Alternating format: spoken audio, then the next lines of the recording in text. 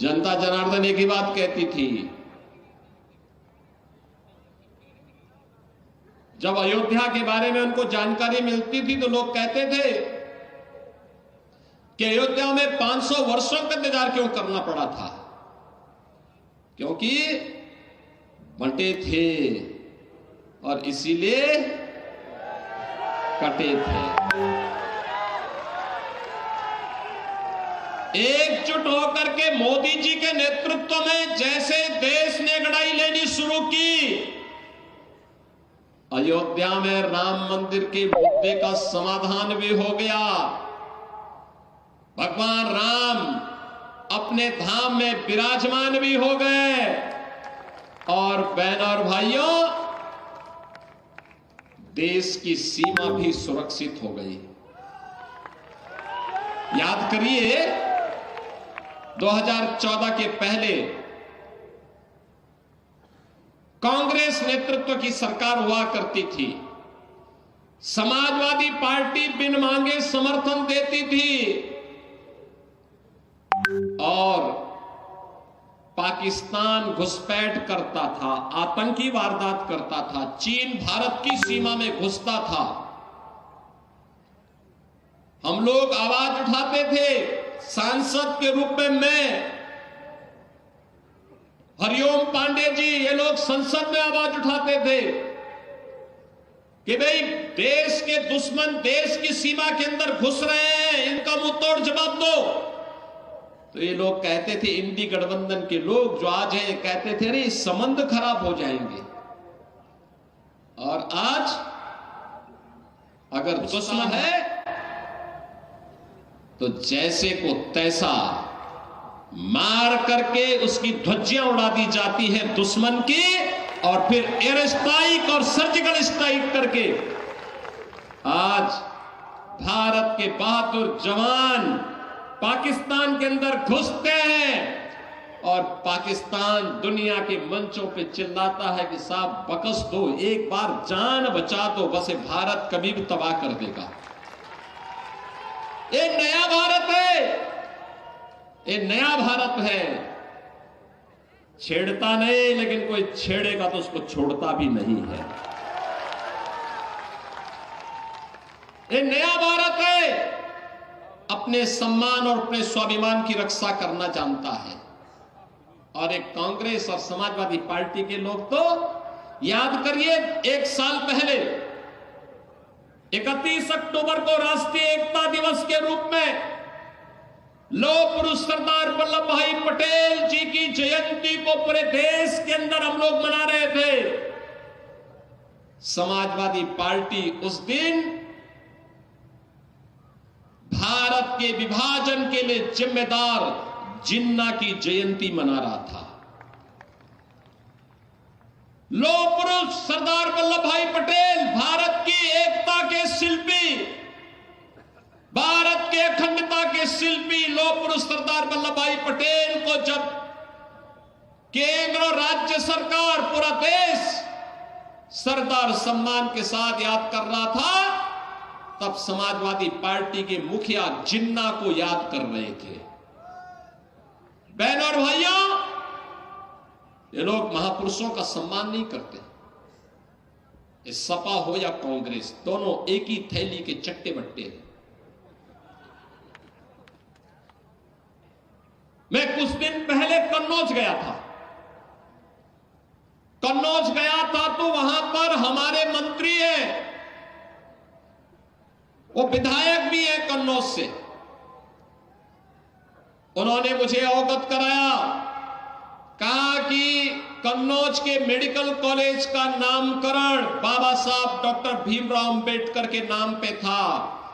अखिलेश यादव ने समाजवादी पार्टी की सरकार के समय में नाम बदल दिया है। मैंने कहा भी बाबा साहब भीमराव अंबेडकर ने भारत को संविधान दिया है, भारत के संविधान के शिल्पी है। बाबा साहब भीमराव अंबेडकर की सम्मान के विरुद्ध कोई भी हम स्वीकार नहीं करेंगे। फिर से मेडिकल कॉलेज का नामकरण बाबा साहब के नाम पर रखा गया। बहनों और भाइयों, ये गुमराह करते हैं। याद करिए, अनुसूचित जाति जनजाति पर सर्वाधिक हमले, सर्वाधिक अत्याचार समाजवादी पार्टी की सरकार के समय भी। इन्होंने तो अनुसूचित जाति जनजाति के छात्रों की स्कॉलरशिप भी रोक दी थी, 15-16 में रोक दी थी। जब मैं आया था 17 में, तो मैंने फिर से बहाल करके हमने कहा कि भाई अनुसूचित जाति जनजाति के बच्चों को हर प्रकार की सुविधा मिलनी चाहिए। और मोदी जी ने आने के बाद 2014 में आने के बाद जिस प्रकार के कार्यक्रम प्रारंभ किए हैं, विकास सबका, सुरक्षा सबको, सबका साथ और सबके विकास के भाव के साथ आज कार्य चल रहा है। ये विकास, याद करिए, यूपी के अंदर 56 लाख गरीबों को एक एक मकान दे दिया गया। ये मकान कांग्रेस और सपा ने, बसपा ने क्यों नहीं दिया? ये मकान उन्होंने क्यों नहीं दिया? 2,62,00,000 गरीबों के घर में शौचालय बन गए। ये शौचालय इन्होंने क्यों नहीं बनाए? 10 करोड़ गरीबों को 5 लाख रुपए की आयुष्मान भारत की सुविधा, वे जाएंगे किसी भी इंपैनल्ड हॉस्पिटल में जाकर के अपना उपचार करा लेंगे। इन्होंने पहले क्यों नहीं दिया? और अब तो मोदी जी ने घोषणा कर दी है 70 वर्ष से ऊपर के हर व्यक्ति को प्रतिवर्ष 5 लाख रुपए की स्वास्थ्य की सुविधा उपलब्ध कराएंगे, फ्री में उपलब्ध करवाएंगे। बहनों और भाइयों, 12 करोड़ किसानों को प्रधानमंत्री किसान सम्मान निधि का लाभ, 15 करोड़ गरीब उत्तर प्रदेश के अंदर फ्री में राशन की सुविधा का लाभ प्राप्त कर रहे हैं। फ्री में राशन अप्रैल 2020 से लगातार दे रहे हैं और मोदी जी ने कहा 5 साल तक आगे भी ऐसे मिलता रहेगा, कोई कोताही नहीं, गरीब को हर प्रकार की सुविधा देंगे। एक और लोक कल्याणकारी एक कार्य, दूसरी तरफ विरासत और विकास का अद्भुत संगम।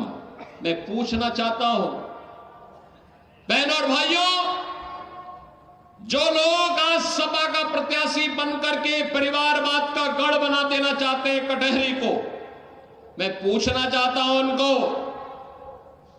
अयोध्या में जब रामलला 500 वर्षों के बाद विराजमान हो रहे थे, तब इन्होंने राम मंदिर का विरोध क्यों कर रहे थे? मुझे बताइए, शिव बाबा धाम के लिए इन्होंने कुछ नहीं किया, जबकि यहां के हर गरीब की श्रद्धा का केंद्र है।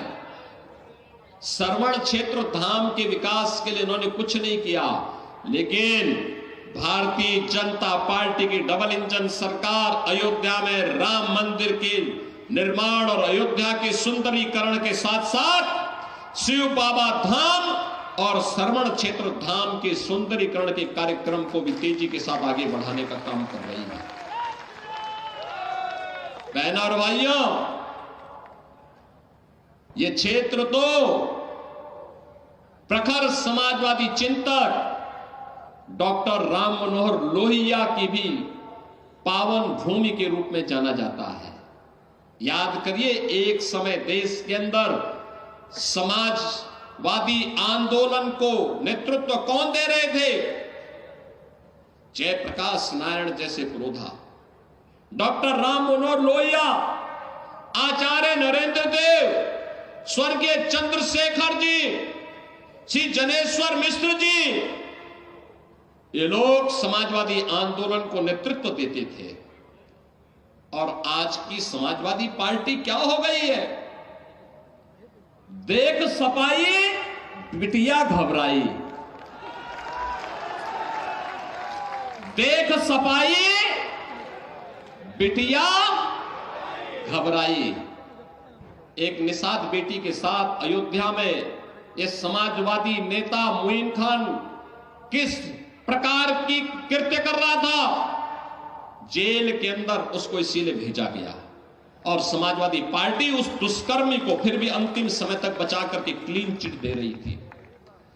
कन्नौज के अंदर एक दलित बेटी के साथ क्या व्यवहार ये लोग कर रहे थे? आपने लखनऊ में देखा होगा, उस दिन भारी बारिश पड़ी थी और एक बेटी अपने परिवार के साथ मोटरसाइकिल से जा रही थी। ऐसे ही एक उच्छृंखल सपाई के द्वारा उस बेटी को मोटरसाइकिल से गिरा करके किस प्रकार से अपमानित किया जा रहा था। जब हम लोगों ने जेल के अंदर डाला तो समाजवादी पार्टी के लोगों ने थाना घेराव किया। वो तो पुलिस का डंडा था, ये सपाई उसके कारण भाग गए, नहीं तो ये जो गुंडागर्दी के लिए। और बहनों और भाइयों, मैं तो आपसे कहने के लिए आया हूं, ये समाजवादी पार्टी ये पीडीए की बात तो करती है, लेकिन मैं आपको बताऊं इनका पीडीए क्या है। ये प्रोडक्शन हाउस ऑफ दंगाई एंड अपराधी है। ये एक नई परिभाषा इसको हम दे रहे हैं, प्रोडक्शन हाउस ऑफ दंगाई एंड अपराधी। याद करिए, प्रदेश का कोई भी जितना बड़ा अपराधी और माफिया होगा, जितना बड़ा वह दंगाई होगा, वह समाजवादी पार्टी के इस प्रोडक्शन हाउस का ही हिस्सा होगा। याद करिए, यही क्षेत्र है। खान मुबारक भी इन्हीं का शागिर्द था कि नहीं था? मुख्तार अंसारी भी इनका शागिर्द था, अतीक अहमद भी इनका शागिर्द था, जिन्होंने गरीबों को लूटा, कमजोरों की जमीनों पर कब्जा किया, संपत्ति पर कब्जा करके सामाजिक ताने बाने को छिन्न भिन्न करते थे। और जब डबल इंजन की सरकार आई और सरकार ने अपना वास्तविक रूप इनको दिखाया, तो राम नाम सत्य है होने में भी देर नहीं लगी।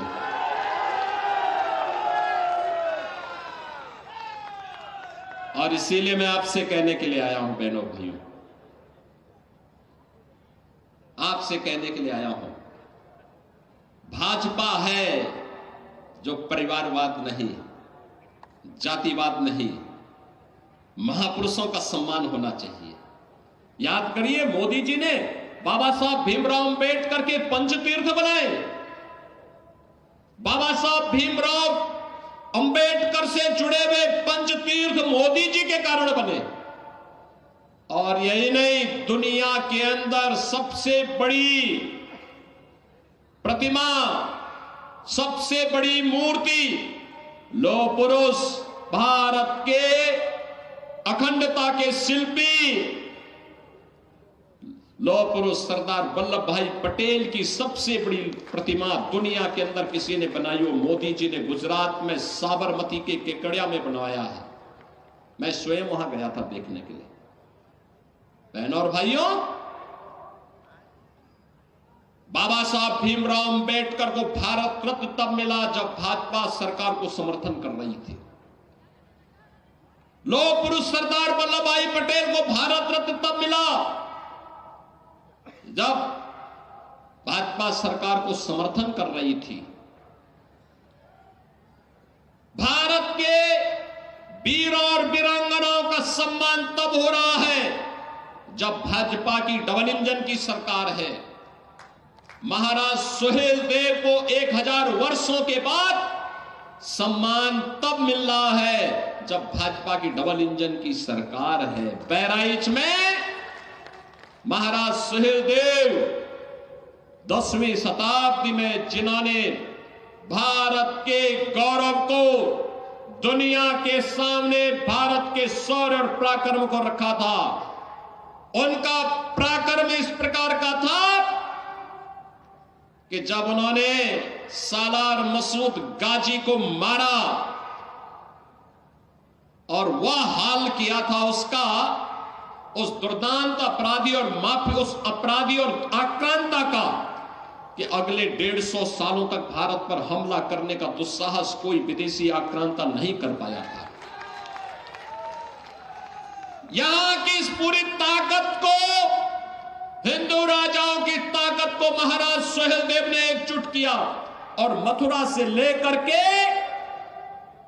बहराइच, नेपाल की सीमा के अंदर तक उन्होंने सुरक्षा का एक ऐसा पुख्ता जाल बनाया कि एक बार सालार मसूद उसके अंदर घुसा क्या, फिर निकल नहीं पाया। उसके बाद उसकी कब्र ही खोदी गई। और बहनों और भाइयों, महाराज सुहेलदेव का भव्य स्मारक हम लोगों ने बहराइच में बना करके तैयार कर दिया। बहुत भव्य स्मारक बना है, भारत के इतिहास के गौरव का प्रतीक। जो सम्मान इस महापुरुष को मिलना चाहिए था वह भाजपा दी है। सपा तो इसलिए नहीं दे रही थी क्योंकि सपा तो नाम भी नहीं लेती, क्योंकि उसको भय है अगर वह सम्मान देगी तो कहीं मुस्लिम वोट न खिसक जाए। अब आप बताओ, क्या हम अपना महापुरुषों का सम्मान करना भूल जाए क्या?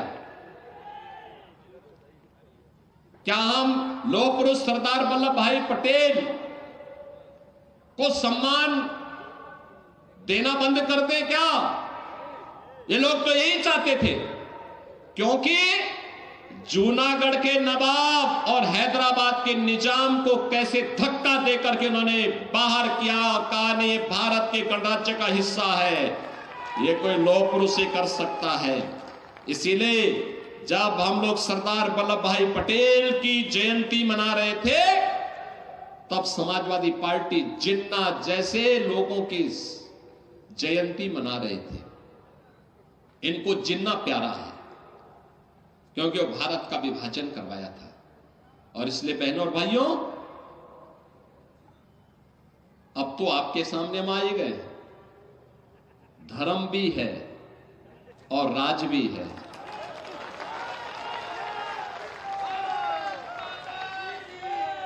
बहनों और भाइयों, धर्मराज भी है और भगवान राम अयोध्या में विराजमान हो गए हैं। तो निषाद राज से मैत्री का एक नया सेतु बंध भी तैयार हो रहा है। और इसीलिए मैं आप सबसे अपील करने के लिए आया हूं, इस उम्र में